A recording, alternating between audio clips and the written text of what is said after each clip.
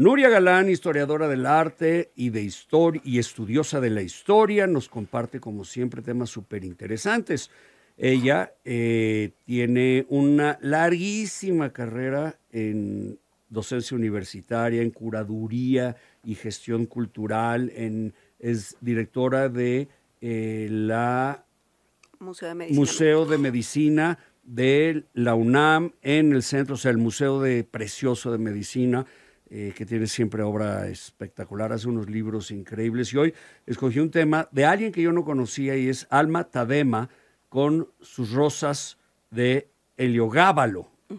Me tienes que explicar desde cero. Suena críptico el tema de hoy, pero es fascinante. Es justo, bien lo dices, es un artista poco conocido. Ahorita les voy a platicar qué sucede, qué fenómeno sucede muchas veces con maestros que en vida fueron sumamente reconocidos, elogiados, premiados, y que al paso de los años y la historia, por las características mismas o los valores que le da la historia del arte, quedan relegados, y cómo hay ciertas acciones que pueden volverlos a traer a la luz, ¿no? Entonces quisiera primero, como antecedente, ¿no?, para ver en qué estilo o a qué mundo pertenecía Lawrence Alma Tadema, hablar un poco de los prerrafaelitas, que igual también creo que no son de los movimientos que más reconocemos. Si yo te digo impresionismo, postimpresionismo, es inmediatamente fácil imaginarnos mil imágenes, ¿no? Sin embargo, la palabra, ¿no?, es hasta difícil de pronunciar, ¿no?, de prerrafaelitas. ¿Eso qué quiere decir? Que es un movimiento inglés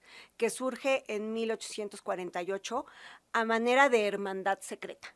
Se trata de 3 jóvenes de apenas 20 años que deciden, estudiantes de arte, que deciden dedicarse mucho más al arte antes de Rafael, en respuesta, digamos que en contra de la academia, que reconoce a Rafael como el más grande de los maestros, ¿no? Entonces ellos se basan más en los primeros renacentistas, en la pintura del Trecento, del Quattrocento, y empiezan a buscar aquello que es espontáneo, inclusive, como podemos ver en esta imagen que está proyectando, y nosotros, aquellos que están oyendo, se las platicamos, toman temas religiosos que ya para ese entonces eran poco empleados dentro de el programa iconográfico del arte, ¿no? Vemos una imagen en donde, si estudiamos los primeros renacentistas, de lo que más hay son anunciaciones. Es un tema predilecto por pintores como Frangélico, como Simone Martini, como el propio Giotto, y aquí podemos ver una obra de Dante Gabriel Rossetti, que es uno de estos jóvenes rebeldes, que pinta la Anunciación, en donde está el arcángel Gabriel llevándole la flor, ¿no?, una azucena en símbolo de la pureza de la Virgen. Sin embargo, la Virgen se muestra un tanto absorta, reticente. Sí. Bueno, pues su destino es duro, ¿no? Lo que le toca hacer, su misión es fuerte, pero también nos llama la atención la languidez, la extrema blancura y sobre todo su cabellera rojiza, ¿no? Que bajo cierta iconografía el rojo está más vinculado con la pasión, con el deseo, y entonces juega con estos dogmas que pues causan el escándalo, por un lado, ¿no? El volver a traer a Inglaterra, una Inglaterra que no es católica, ¿no?, una escena propiamente del catolicismo, y a la vez representar a la Virgen María como una mujer lánguida, de apariencia enfermiza, pero sobre todo con esa cabellera que alude al fuego, al deseo y a la pasión, ¿no? Entonces, pero fíjate qué interesante, tiene el mismo color del ropero, del vástago que detiene algo que quieran colgar como una bolsa, digamos, el mismo color del pelo, la misma tonalidad, ¿no? Claro, o similar. Y es muy buena observación la tuya, porque lo que ellos quieren es llevar a la historia o a la temática religiosa a un ámbito de lo cotidiano, ¿no? Entonces estamos viendo una especie de mobiliario en primer plano, vemos atrás una pequeña cortina y todas esas cuestiones que hoy en día podrían pasarnos hasta desapercibida, en aquel entonces, en una sociedad victoriana altamente contradictoria, ¿no?, en donde se vivía la doble moral, podía causar cierto rechazo, ¿no? Otra búsqueda que tienen es la idea de la belleza femenina, encarnada por estas imágenes que podemos ver. Es un grupo de mujeres vestidas exóticamente, ¿no? Se puede ver ya el estudio de los pintores en términos académicos, cómo llevan a cabo su maestría, pero con unas temáticas que en aquel entonces ya eran un tanto inusual, y cómo exaltan la belleza de cualquier tipo de mujer, ¿no? O sea, la belleza de aquella, al centro, pues su preferida, que es la pelirroja, ¿no? Siempre va a ser un eje, y una castaña, otra de pelo chino, otra de piel morena. Pero todas con una perfección en los trazos, en el rostro, en la cara, en la expresión, en la mirada. Veo los ojos de la que está a la derecha de la pelirroja y a la izquierda de la pelirroja, y es una expresión perfecta. El trazo podría ser una fotografía hiperrealista. El doblez del cuello, las marcas del cuello, y luego la persona, la chica de color, de piel oscura, que está sirviendo, llevando las flores, pero la expresión es perfecta, los brillos abajo de los ojos, la punta de la nariz, la boca, el doblez del labio gordo. Y expresan también esto que está viviendo Inglaterra y, bueno, muchas partes de Europa, que es el imperialismo, ¿no? Abarcando todos los confines de la tierra, aquí descansando en las figuras distintas de las mujeres, ¿no? Llama la atención que sea justo la figura femenina de piel negra la que se encuentra desnuda, la mayoría se encuentra tapadas, ¿no? Entonces están hablando también de ciertas preconcepciones que se tenían en aquel entonces. Otro aspecto interesante es que, si se dan cuenta, en algunas se destaca una mirada seductora, pero también profundamente perversa. Se empieza a elaborar esta imagen de la femme fatale, ¿no? De aquella que es capaz de dar la vida, pero también te la quita, y que forma parte de este imaginario de los pintores simbolistas y decadentistas. Totalmente andróginas. Sí, efectivamente hay una búsqueda por la pintura, por las figuras femeninas que den esa apariencia, y también tiene que ver mucho por el rescate, por ejemplo, en aquel entonces, de Sandro Botticelli, que hoy en día es uno de los grandes maestros del Renacimiento, pero a la muerte de este fue olvidado por completo. Y son ellos los que vuelven a traerlo nuevamente a la escena, ¿no? ¿Por qué? Porque forma parte de aquellos que se encuentran antes de Rafael. Ahora, yo estoy viendo a los observadores de atrás, que no se les ve el rostro, solo se le ve un pedazo de ojo, o un ojo y un pedazo de nariz, pero no sé si son hombres o mujeres. Son mujeres, pero como bien apuntan, ¿no? Tienen esta apariencia andrógina que tanto les interesa. Otra de estas grandes obras, que son sin duda bellísimas y evocativas, es la del otro joven súper hábil, un prodigio desde muy pequeño, que se llama John Everett Millais, que forma parte de este grupo de la Hermandad de los Prerrafaelitas, en donde representa a Ofelia, ¿no? Se basa en Hamlet, en esta historia de Shakespeare, y representa a Ofelia en su momento en el que decide quitarse la vida, ¿no? Y va flotando. Una vez que el príncipe mata a su padre, en su locura ya. Oye, pero además, independientemente del manejo de los verdes, del bosque, el río, el verde que se forma en el río de musgos, con el tono morado, lila del vestido de Ofelia, es un contraste divino. Y luego atrás ¿qué son los de atrás? Son malezas, flores, o sea, se sabe que Everett Millais en ese entonces invirtió mucho tiempo en el campo para representar puntualmente las flores, como la habría hecho Sandro Botticelli en la primavera.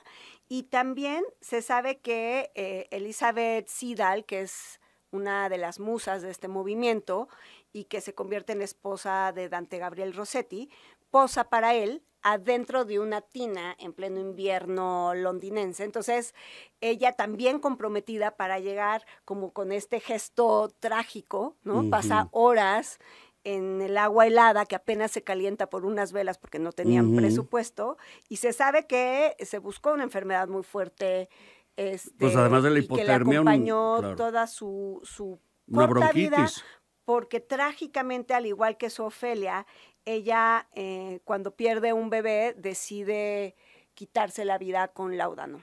¿no? Entonces ella muere y corresponde un poco... ¿Quitarse la vida con qué? Con láudano, con exceso, digamos que tomó demasiado, se puso mal del Demasiados láudano. Rivotril. Normalmente se mezclaba el ajenjo con el láudano, ¿no? Y tenía efectos muy, muy fuertes, ¿no? Y efectivamente ella decide quitarse la vida.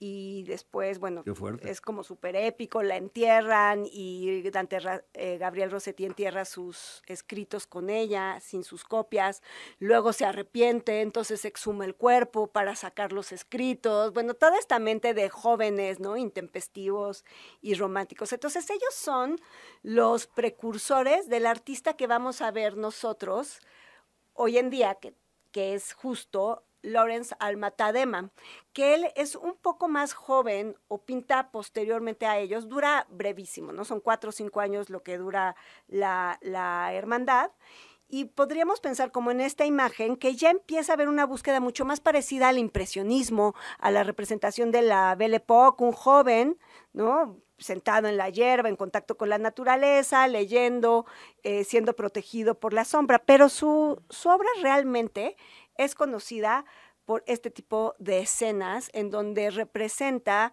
fascinado por la antigüedad clásica y por la historia de Egipto, estas maravillosas arquitecturas fantásticas, ¿no? Que estudia puntualmente, en donde vemos aquí un baño con jóvenes súper atractivas, ¿no? Nadando en el pasado de la antigüedad clásica. La transparencia del agua, claro. Sí, pero esto sí lo hace él bajo el patrocinio y protección de la academia, porque ya pasó el tiempo, ¿no? Entonces, quieras o no, ya no es un artista que propone ni que rompe esquemas, que es uno de los valores más importantes del arte de finales del siglo XIX, del principio del XX, y de ahí que en realidad, pese a que sea un extraordinario pintor, pese a que haya sido nombrado por la reina Victoria caballero y recibir un sinfín de condecoraciones, pues la historia del arte por un momento lo olvida hasta que coleccionistas privados.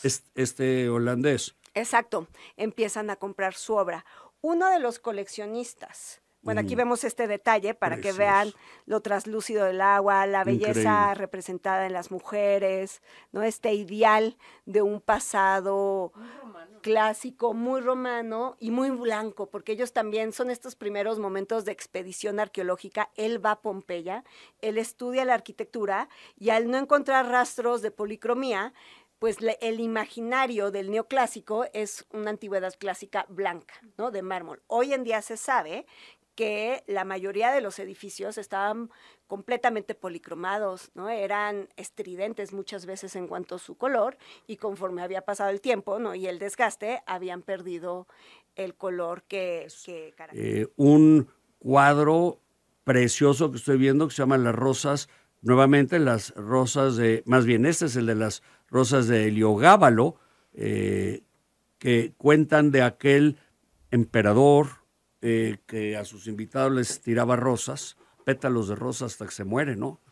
Efectivamente, bueno, eso mismo dice la leyenda negra en torno a esta figura, ¿no? Del emperador romano, de nombre como emperador, Marco Aurelio Antonino, y que luego se le empieza a llamar Heliogábalo, porque él era de origen sirio y era sumo sacerdote de una deidad local vinculada con el sol, y en el momento en que muere Caracalla, que es pues emperador, ya en ese entonces ya la mayoría de los emperadores son infames, ¿no? Entonces muere Caracalla asesinado, y es como él llega y después de otro emperador sube al poder siendo un niño de 14 años, solo está, no sé, 4 años en el poder hasta que posteriormente muere asesinado, ¿no? Para que así se dé esta cadena hasta el final y la decadencia del Imperio Romano, ¿no? Pero efectivamente una de las leyendas que se contaba en torno a él y a su maldad es que en una ocasión, en un festejo, decide poner en un toldo una cantidad enorme de pétalos, ¿no? Y los visitantes, sus invitados, cuando, pues sin percatarse, ¿no? Levantan el toldo y cae sobre ellos una lluvia que podríamos decir que es una tormenta o una avalancha de pétalos, y es tal la cantidad de estos pétalos que los asfixia, ¿no? Les Pero no quita porque el estuvieran alma. envenenados. No. Yo me quedé siempre con esa idea. No, simplemente por la cantidad de pétalos. Es como cuando de chiquitos andábamos en la alberca de espuma o algo así, que era fatal. Pues un fenómeno así, pero con mucho mayor estilo, ¿no? Con pétalos de rosa, gran estilo. Y entonces vemos que hay una belleza macabra en esta obra, porque difícilmente te puedes percatar de la oscuridad, ¿no? A la hora que lo ves, y nada más hablas de la enorme exuberancia, de los grandes alcances, del imaginario, ¿no? Del pasado imperial, cuando vemos esta obra de factura majestuosa, ¿no? Realmente tenerlo físicamente, lograr ver el trazo casi imperceptible que habla de su gran capacidad técnica, su cualidad que hoy podríamos llamar fotográfica, ¿no? En esta obra es alucinante, ¿no? Entonces, efectivamente, les estaba contando que un pintor así, que nos sorprende sin duda absolutamente a todos, nos cuestiona mucho de cómo es que no haya pasado a la historia y cómo de repente vuelve a valorarse. Y viene aquí la historia de un personaje muy interesante, que es el señor Pérez Simón, que es un... Juan Antonio, que era socio de Slim en Telmex. Exactamente, que él, además una gran coleccionista. Fortuna y un grandísimo coleccionista de arte. Se sabe que tiene pues alrededor de 4,000 obras de grandísima importancia y se siente, compra de todo, ¿no? De muy buena calidad, pero se sintió muy fascinado por los prerrafaelitas, los simbolistas, los decadentistas, y es uno de los más grandes coleccionistas de Alma Tadema. Entonces, nuevamente este interés de este personaje importante, que nace en España, pero es mexicano, empieza a revalorar su obra. ¿Por qué? Porque al fin y al cabo él tiene la colección, él presta su obra, siempre ha sido como muy generoso a la hora de prestar su obra para distintas exposiciones, y de ahí es que se dé nuevamente a conocer un artista de este tamaño, ¿no? Es ese de las rosas de Heliogábalo, con acento en la A, Heliogábalo, en la esdrújula, es realmente espectacular. Es conmovedora esa obra con todas las rosas, flotando los pétalos de rosa por todas partes, como si los acabaran de tirar, ¿no? Y parecen completamente inocuas, ¿no? Y vemos aquí en un estrado a aquellos que pues sobrevivieron, que son los artífices, ¿no? De esta broma macabra. Vemos al joven Heliogábalo con apenas una barbita incipiente, viendo divertido la masacre. Al fondo una figura femenina que toca una flauta bífida. La flauta bífida está vinculado con los bacanales, ¿no? Las bacanales, los faunos, todo aquello que es el exceso, la embriaguez y la fiesta, ¿no? Esta fiesta, pues, que termina en el asesinato de sus visitantes. Qué maravilla. Vemos ve nomás. Y ahí están muertos, cubiertos de rosas de todos colores. Pues sí, están muriendo, que todavía es algo más trágico. Sin embargo, están muriendo de una manera bella y eso lo hace todavía más perverso, ¿no? La manera en que se representa y exalta ese imaginario que se tenía sobre el Imperio Romano, sobre todo en su última época de franca decadencia. No quiere decir que no fuera cierto, ¿no? Pero en el caso de esta escena se cree que es más bien producto de esta contracampaña. Una vez muerto Heliogábalo, una vez que se quiere acabar con la dinastía severa, pues es que empiezan las leyendas negras a contribuirse y este tipo de anécdotas que no están comprobadas se afianzan en el imaginario de las personas. Pero en este imaginario de la obra de Alma Tadema, está el movimiento de los que están muriendo, no queriendo morir, con la pesadez de las rosas y, no sé, la asfixia, ¿no? Pero con el gozo, ¿no? También. Pareciera, ¿no? O la incertidumbre de no entender, ¿no? Por un momento te puede parecer maravilloso que te tiren un gran número de pétalos y en cuanto empieza a faltarte el oxígeno, ¿no? En cuanto te empiezan a aplastar, podría empezar el terror. Pero no es esa como el instante que eligen, ¿no? Eligen justo ese momento previo en donde apenas están cayendo, ¿no? Esta avalancha de pétalos y en donde algunas de las figuras, si se dan cuenta, una de tez muy blanca y de ojos azules, está viéndonos, ¿no? Al espectador todavía no está en ese punto de pedir ayuda como lo harían más los románticos en Francia, como mucho más trágico, exaltado. Aquí lo que quiere prevalecer es esta belleza estética que buscaba mucho dentro de la academia en Inglaterra. Así es. ¿Dónde podemos ver más de esta obra y dónde te localizamos? Bueno, pueden consultar también en la Fundación Pérez Simón, ¿no? Posiblemente ahí tengan información importante. Apenas acaban de quitar una exposición en Madrid, que es aparentemente a donde se irá su colección y será expuesta al público en general. También en un lugar que se llama Centro Centro hubo una exposición y se puede buscar, o en distintas librerías, porque hoy en día sí ya es un artista documentado. ¿Y a ti dónde te localizan? Con mis redes sociales, con mi nombre Nuria Gallant, o en el Palacio de la Escuela de Medicina. Muy bien, Nuria.